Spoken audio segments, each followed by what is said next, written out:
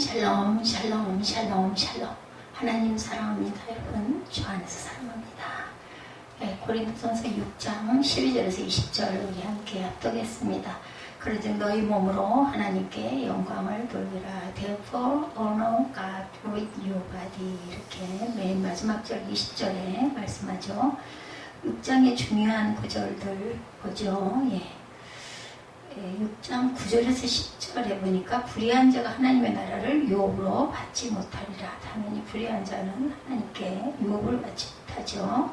미혹을 받지 말라. 음행하는 자나 우상숭배하는 자나 간음하는 자나 탐색하는 자나 남색하는 자나 도적이나 탐욕 부리는 자나 습취하는 자나 모욕하는 자나 소개하는 자들은 하나님의 나라를 유업으로 받지 못하리라. 마태복음 7장 21절에서 23절에 보면 불법을 행하는 자들아 내게서 떠나가라 하리라. 그렇게 말씀하죠. 갈라디아서 5장 19절에서 21절에도 육체의 일은 분명한 이런 일을 하는 자들은 하나님의 나라를 유업으로 받지 못할 것이다 말씀합니다. 로마서 8장 6절에서 8절에도 육신의 생각은 사망이요 육신의 생각은 하나님과 원수가 되나니 로마서 8장 12, 3절에도 육신대로 살면 반드시 죽을 것이로되 에베소서 5장 3절에서 5절에도 음행과 온갖 더러운 것과 하나님의 나라에서 기업을 그런 것들은 얻지 못한다. 빌립보서 3장 18, 9절에도 그들의 마침은 멸망이요 땅의 일을 생각하는 자라 말씀하죠. 골로새서 3장 1절에서 6절에도 땅에 있는 지체를 죽이라. 이것들로 말미암아 하나님의 진노가 임하리라. 베드로서 2장 5절에서 10절에도 육체를 따라 더러운 종욕 가운데서 행하며 형벌할 줄 아시느니라. 마태복음 14장 37절부터 39절, 누가복음 17장 26, 7절에도 노아의 때라고 얘기하고 있습니다. 육신의 일을 도모하는 자들은 심판이 없다고 말하죠. 베드로서 3장 3, 4절에 말세에 조롱하는 자들이 와서 자기의 정욕을 따라 행하며 조롱하여 이르되 주께서 강림하신다는 약속이 어디 있느냐 이렇게 말한다는 거죠. 미혹을 받지 말아라 9절에 말씀하죠. 9절에 보니까 하나님의 나라를 유혹으로 받지 못할 줄 알지 못하느냐 미혹을 받지 말라 하면서 이제 음행하는 자나 우상 숭배하는 이렇게 쭉 나오죠. 마귀는 우리를 미혹하죠. 미혹하려고 아주 별별 그럴듯한 것들을 다 끌어다 붙입니다. 불의한 일, 곧 육체에 속한 일을 행하게 만들고 이로 인해 하나님의 나라를 유혹으로 받지 못하도록 흔들죠. 고린도전서 10장 1절에서 12절에도 그렇게 증거하고 있습니다. 음행을 피하라 18절에 보면 음행을 피하라. 사람이 범하는 죄마다 몸 밖에 있거니와 음행하는 자는 자기 몸에 죄를 짓는다. 음행을 이기려면 최선의 방법은 가까이 가지 않는 거죠. 음녀에게 가까이 가지 않는 것. 창세기 39장 7절에서 18절에 요셉이 듣지 아니하여 동침하지 아니할 분들 함께 있지도 아니하리라. 보디발의 아내의 이야기죠. 욥기 31장 1절에도 내가 내 눈과 약속하였나니 어찌 처녀에게 내가 주목하겠느냐. 사무엘하 11장 바세바를 보고 데려다 동침하는 다윗의 사건 우리 잘 압니다. 너희 몸으로 하나님께 영광을 돌리라. 마지막 절이죠. 내 영광을 위하여 창조한 자를 오게 하라. 그를 내가 지었고 그를 내가 만들었느니라. 이사야 43장 7절입니다. 우리가 잘 아는 마태복음 5장 13절에서 16절 너희는 세상의 소금이니 너희는 세상의 빛이라. 너희 착한 행실을 보고 아버지께 영광을 돌리라. 이렇게 말씀하고 있어요. 전체적인 내용 우리가 잠깐 봤습니다. 빛은 착한 행실을 말하죠. 그리고 마태복음 5장 16절에서도 계시록 19장 6절에도 성도들의 옳은 행실, 그죠? 그것은 사랑이라고 말합니다. 처음 사랑과 처음 행위, 우리가 그것을 잊지 말아야 된다. 소금은 화목한 직분을 일컬을 때 말씀합니다. 6장 전체 주석 보고 갑니다. 바울은 성도 간의 불의한 일로 세상 법정에 송사한 일로 인해서 고린도 교회 성도들을 책망하면서 성도가 세상의 판단을 받는 것이 옳지 않음을 강조합니다. 또한 성도가 그리스도 안에서 구원받아 거룩함을 입은 존재로 음행을 행하는 것이 합당치 않음을 밝히면서 몸으로 하나님께 영광 돌릴 것을 명하죠. 형제를 송사한 고린도 교회입니다. 불의한 자들 앞에서 행한 송사, 우리 6장 안 읽었죠. 너희 중에 누가 다른 이와 더불어 다툼이 있는데 구태여 불의한 자들 앞에서 고발하고 성도 앞에서 하지 아니하느냐. 성도가 세상을 판단할 것을 너희가 알지 못하느냐. 세상도 너희에게 판단을 받겠거든 지극히 작은 일 판단하기를 감당하지 못하겠느냐. 우리가 천사를 판단할 것을 너희가 알지 못하느냐? 그러하거든 하물며 세상 일이야 판단 안 할 리가 없죠. 그런즉 너희가 세상 사건이 있을 때 교회에서 경히 여김을 받는 자들을 세우느냐? 내가 너희를 부끄럽게 하려 하여 이 말을 하노니 너희 가운데 그 형제간의 일을 판단할 만한 지혜 있는 자가 이같이 하려도 없느냐? 형제가 형제와 더불어 고발할 뿐더러 믿지 아니하는 자들 앞에서 하느냐? 너희가 피차 고발함으로 너희 가운데 입이 뚜렷한 허물이 있나니 차라리 불의를 당하는 것이 낫지 아니하며 차라리 속는 것이 낫지 아니하 이렇게 얘기하죠.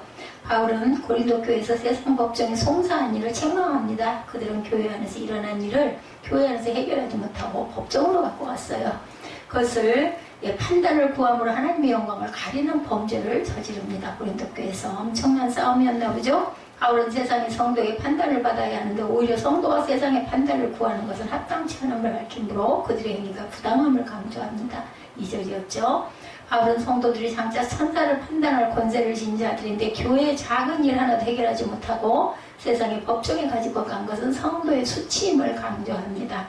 그리스도와 함께 심판자가 될 성도죠. 마태복음 19장 28절에 예수께서 이르시되 내가 진실로 너에게 이르노니 세상이 새롭게 되어 인자가 자기 영광을 보좌에 앉을 때 너를 따르는 너희도 나를 따르는 너희도 12보좌에 앉아 이스라엘 12지파를 심판할 것이다 말씀하시죠. 그럴 사람들이 어떻게 우리 그 교회 안에서 일어나는 일을 법정으로 끌고 가서 세상 사람들이 판단하게 하느냐 이거죠. 천사들도 심판을 받는다. 베드로후서 2장 4절입니다. 하나님이 범죄한 천사들을 용서하지 아니하시고 지옥에 던져 어두운 무덤에 두어 심판 때까지 지키게 하셨다. 무적행이죠. 형제를 송사하는 잘못을 이렇게 저질렀어요. 아까 우리 읽었습니다. 6절에 형제가 형제를 더불어 고발할 분들은 믿지 아니하는 자들 앞에서 하필이면 그런 데서 하느냐 는 거죠. 바울은 성도가 형제를 송사하는 것 자체가 잘못된 것인데 하물며 믿지 아니한 자들 앞에서 송사하는 것이 잘못되었음을 가슴 아파합니다. 성도끼리 송사하는 것보다 차라리 불의를 당하는 것과 속는 것이 낫다는 거죠. 이는 그리스도 안에서 성도들 간의 관계가 갖는 특수성을 가리킵니다. 성도들은 차라리 자신이 속한 한이 있어더라도 속는 한이 있어도 세상의 법정에 서로 송사하는 일이 있어서는 안 된다. 이는 그러한 일이 하나님의 영광을 가리우고 교회를 욕되게 하기 때문이다. 성도는 정당한 자신의 권리를 찾는 것보다는 하나님의 영광을 가리우지 않은 방향으로 모든 일을 처리해 나가야 합니다. 형제끼리 해야 하는 일을 금합니다. 사도행전 7장 26, 7절에 쭉 보면 내가 어제는 애국 사람을 죽인 것 같이 또 나를 죽이려느냐 하니 이런 이야기가 있었죠. 누구예요? 모세죠. 모세가 이 말 때문에 도주하여 미디안 땅에서 나그네 되어 거기서 아들을 낳았다. 사도행전 7장 29절입니다. 이렇게 도망을 가죠. 수치를 당합니다. 사도행전 18장 15, 16절에 만일 문제가 언어와 명칭과 너희 법에 관한 것이면 너희가 스스로 처리하라. 나는 이러한 일에 재판장되기를 원하지 아니하노라. 그들을 법정에서 쫓아내니 모든 사람이 회당장 소수된 애를 잡아 법정 앞에서 때리되 갈리오와 그 일을 상관하지 아니하니라. 이렇게 말씀하고 있습니다. 형제간의 불의와 속임, 8절이죠. 바울은 성도들의 형제간에 서로 속이고 불의를 행한다. 책망하죠. 성도간에는 서로 사랑하고 진실이 행해야 된다. 너희는 불의를 행하고 속이는구나. 8절이죠. 그는 너희 형제로다. 불의한 자가 하나님의 나라를 유혹으로 받지 못할 줄 알지 못하느냐. 미혹을 받지 말라. 음행하는 자나 우상 숭배하는 자나 간음하는 자나 탐색하는 자나 남색하는 자나 도적이나 탐욕을 부린 자나 술 취하는 자나 모욕하는 자나 속에 빼앗는 자들은 하나님의 나라를 유혹으로 받지 못하니라. 너희 중에 이와 같은 자들이 있더니 주 예수 그리스도의 이름과 우리 하나님의 성령 안에서 씻음과 거룩함과 의롭다 하심을 너희는 받았다는 거죠. 그리스도 안에서 성도의 거룩한 교제에 합당한 모습, 성도의 교회 생활은 하나님 나라에서의 삶의 모습을 미리 체험하는 것으로 거짓과 불의가 있어서는 안 된다. 그리스도는 이를 위해 죄 없이 십자가를 지셨죠. 특히 고린도 교회에서의 불의와 속임으로 일어난 성도 간의 송사는 하나님의 뜻에 정면으로 배치되는 현상이었습니다. 우상숭배, 고린도전서 5장 11절에 이제 내가 너희에게 쓴 것은 만일 어떤 형제라 일컫는 자가 음행하거나 탐욕을 부리거나 우상숭배를 하거나 모욕하거나 술 취하거나 속에 빼앗거든 사귀지도 말고 그런 자와 함께 먹지도 말아라 말씀하죠. 시기와 분쟁하는 자들에 대해서 고린도전서 3장 3절입니다. 너희는 아직도 육신에 속한 자로다. 너희 가운데 시기와 분쟁이 있으니 어찌 육신에 속하여 사람을 따라 행함이 아니리요. 거룩해야 할 성도의 삶, 하나님 나라를 받지 못할 자 9절이죠. 아까 그런 자들은 하나님의 나라를 유업으로 10절에 보면 받지 못하느니라 말합니다. 9절부터 10절까지. 바울은 불의한 자 하나님의 나라를 유업으로 받지 못함을 강조하며 고린도 교회에서 일어난 불미스러운 일에 대해서 경고합니다. 악한 자들의 행위로 인하여 미혹을 받지 말라고 교훈하면서 음란하는 자나 우상 숭배하는 자나 간음하는 자나 탐색하는 자나 남색하는 자나 도적이나 탐담하는 자나 술 취하는 자나 후욕하는 자나 토색하는 자들은 하나님의 나라를 유혹으로 받지 못할 것이다. 즉 구원에 동참할 수가 없다. 구원받을 수가 없다는 거죠. 하나님의 나라는 거룩한 자들만 들어갈 수 있는데 그리스도께서는 이를 위하여 보혈을 흘리심으로 더러운 자들과 죄의 씻음을 받아 거룩한 자들이 되도록 하셨어요. 혈과 육에 속한 자들이었죠. 고린도전서 15장 50절입니다. 형제들아 내가 이것을 말하느니 혈과 육은 하나님 나라를 이어받을 수 없고 썩는 것은 썩지 아니하는 것을 유업으로 받지 못하니라. 우리 몸이 그죠? 썩어요 썩어. 그런데 우리에게 새 생명을 주셨기 때문에 부활의 영광이 있지. 우리 육신은 다 썩습니다. 우상 숭배자들에 대해서도 너희는 정녕 이것을 알거니와 음행하는 자나 더러운 자나 탐하는 자 곧 우상 숭배하는 자 다 그리스도 하나님의 나라에서 기업을 얻지 못한다. 에베소서 5장 5, 6절이에요. 누구든지 헛된 말로 너희를 속이지 못하게 하라. 이로 말미암아 하나님의 진노가 불순종의 아들들에게 임하나니 그러므로 그들과 함께 하는 자가 되지 말아야 되겠죠. 거룩함을 입은 성도다. 성도라는 이름 자체가 성스러운 이름이죠. 너희 중에 이와 같은 자들이 있으니 주 예수 그리스도의 이름과 우리 하나님의 성령 안에서 씻음과 거룩함과 의롭다 하심을 받았어요. 본래 자기가 부정하여 하나님 나라를 유업으로 받을 수 없는 자들이었지만 우리는 성도는 그리스도 안에서 죄 씻음을 받아 거룩한 자가 되었음을 강조합니다. 이는 성도의 신분이 어떠함을 강조하므로 성도가 거룩하고 의로운 신분에 합당하게 행하여야 함을 교훈합니다. 바울은 성도들에게 거룩하게 행할 것을 교훈하기 위하여 그들의 의지를 강요하지 않고 변화된 신분을 강조하죠. 이는 성도가 거룩하게 행함의 근원이 인간의 의지에 있지 않고 하나님의 은혜로 말미암은 구속에 있는 것이기 때문이죠. 본래 죄의 종이었어요. 로마서 6장 17절에 보면 하나님께 감사하리로다. 너희가 본래 죄의 종이더니 너희에게 선하여 준 바 교훈의 분을 마음으로 순종하여서 죄로부터 해방되어 의의 종이 되었어요. 우리는 그죠? 로마서 6장 17, 18절입니다. 값없이 의롭게 하심을 얻었어요. 로마서 3장 24절이죠. 그래서 예수 안에는 성령으로 말미암아 하나님의 은혜로 값없이 의롭다 하심을 얻은 자가 되었습니다. 음행하는 자들의 죄에 대해서 18절에 다루고 있습니다. 음행을 피하라. 사람이 범하는 죄마다 몸 밖에 있거니와 음행하는 자는 다 자기 몸의 죄를 범한다는 거죠. 담배도 그렇다고 그러죠. 하나님의 성전에다가 굴뚝을 만들어가지고 연기를 안에다 뿜어대는 거 정말 잘못하는 건 거죠. 독이에요, 독. 바울은 성도가 그리스도의 지체를 강조하면서 성도가 음행을 피하여 거룩하게 행하여야 함을 강조합니다.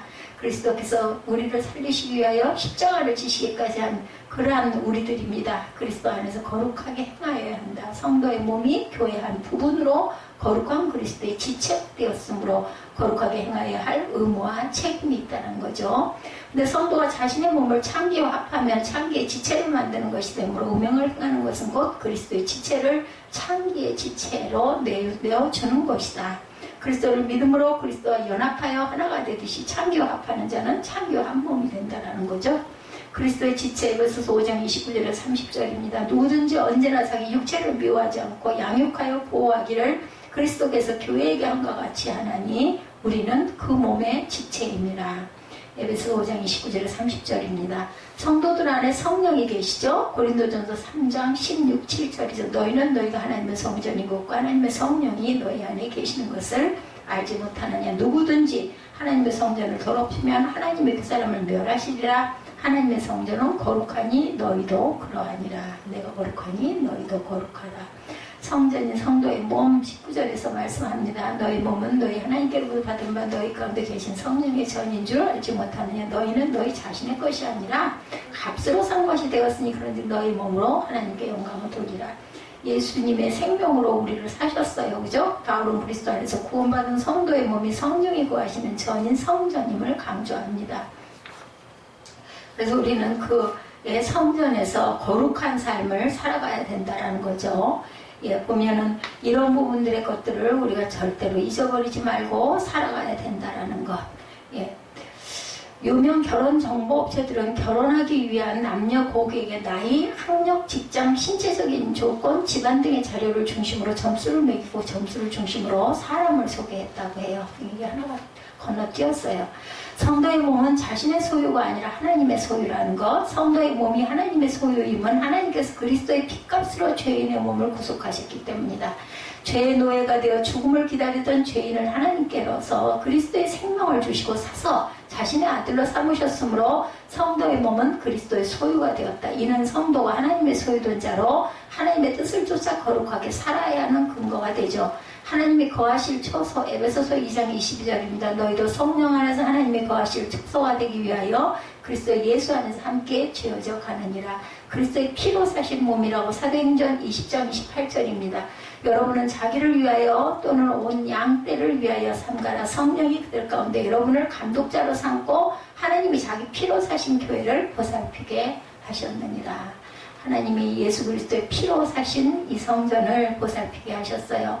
그렇기 때문에 우리는 하나님께 영광을 돌려야 할 몸입니다. 20절에 그렇게 말씀하고 있죠. 값으로 샀으니 너희 몸으로 하나님께 영광을 돌려라. 바울은 성도에게 몸으로 하나님께 영광을 돌려라. 이는 하나님께서 구원을 이루신 목적을 이루라는 말씀이죠.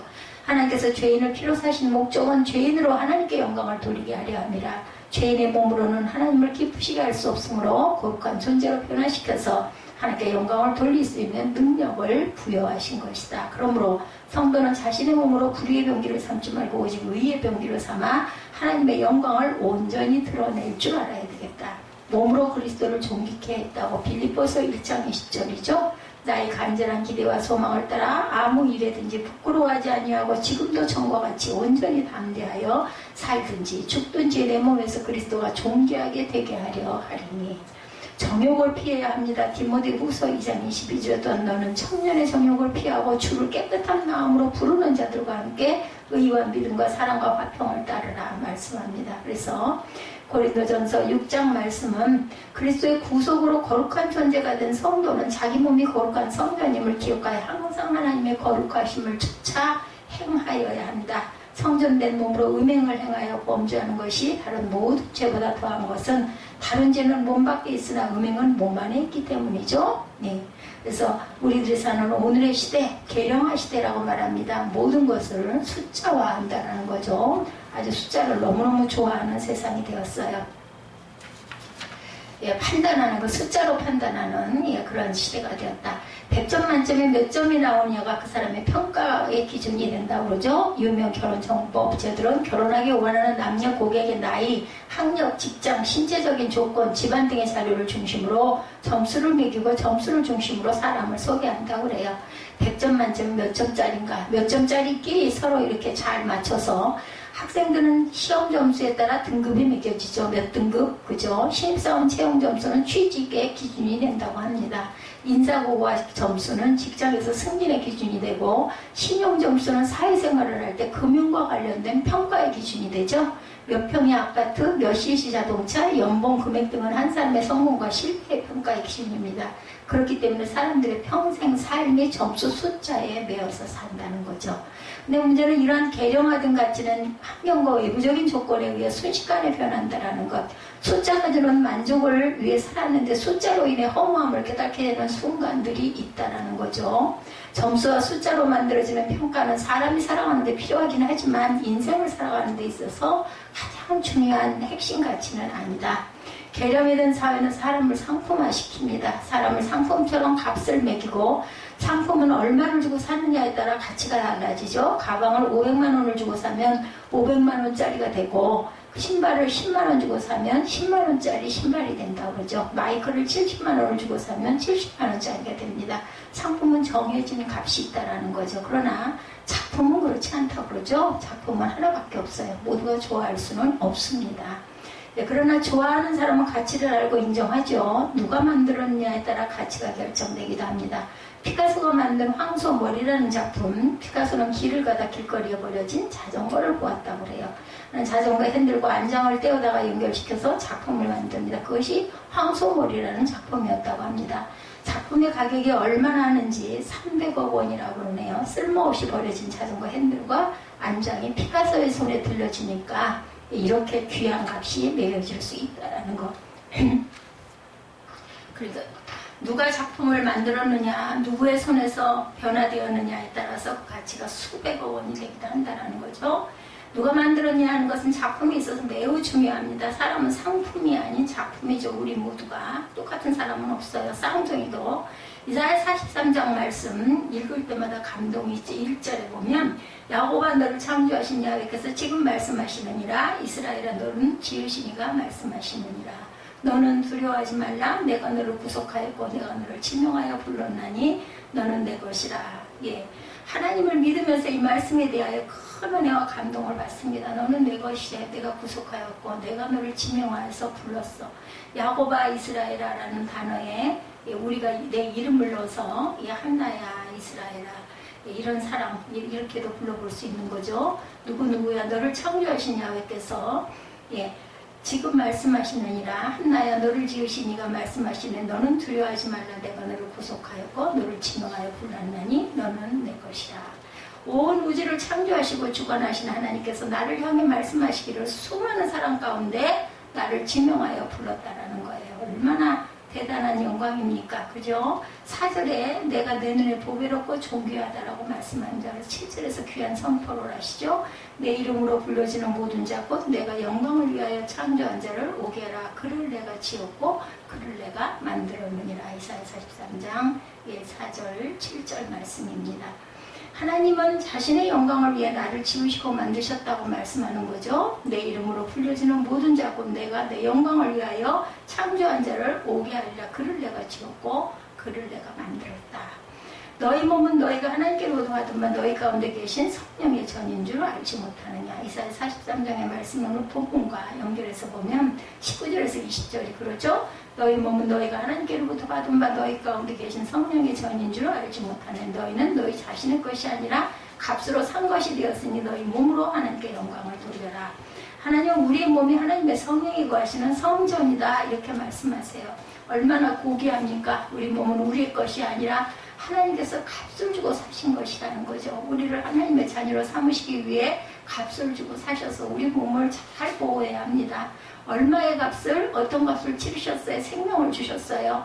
하나님의 하나밖에 없는 아들 예수님을 우리의 죄값을 지불하기 위해 십자가에 내어 죽이셨죠. 그러니까 우리 값은 이안나 플러스 예수 그리스도입니다. 당신의 하나밖에 없는 아들을 죽이신 값. 하나밖에 없는 아들을 죽이시면서 맞바꾼 것이 바로 저와 여러분입니다. 이렇게 돈으로 계산할 수 없는 가치. 그런 우리를 향해 하나님은 너는 나의 보배고 존귀한 자고 나의 영광이다 이렇게 말씀하세요. 내가 나를 축복하는 시간 우리 각자 가져봅니다. 나는 하나님의 보배입니다. 이안나는 하나님의 보배입니다. 나는 하나님께서 예수님 값을 지불하고 사신 존귀한 자녀입니다. 하나님 안에서 내가 얼마나 소중한 존재인지를 깨닫고 나를 하나님의 마음으로 사랑할 수 있기를 바랍니다. 우리가 자신을 잘 사랑해야 돼요. 그죠?